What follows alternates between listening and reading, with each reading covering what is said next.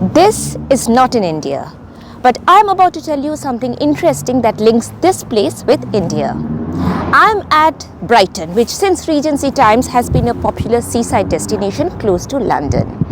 The building behind me is part of the Royal Pavilion, which was commissioned in early 19th century by Prince of Wales George, who later became King George IV. He was a colourful character and loved decadence.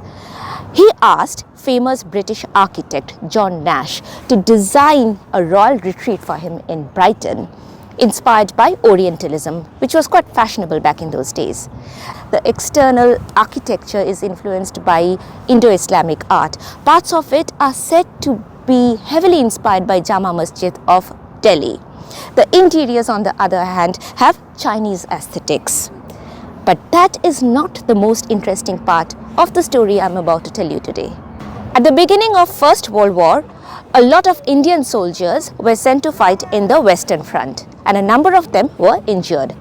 It was decided to convert the Royal Pavilion into a military hospital for treatment of wounded Indian soldiers, because they said that Brighton has got healing properties and the structure of this place will remind the men of home.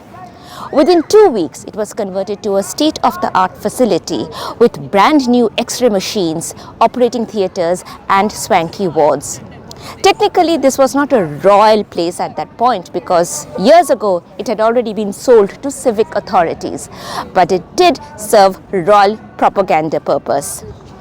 Today we come across several photographs of seemingly happy Indian soldiers, immaculately dressed in their uniforms, playing in these lawns, being treated in gilded halls underneath dragon chandeliers. The message was clear. The British Empire is a benevolent ruler.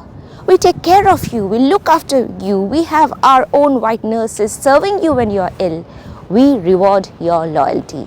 But that is also not the most interesting part of this story. The Indian military hospital at Brighton Royal Pavilion had 9 kitchens, segregated according to religion and caste.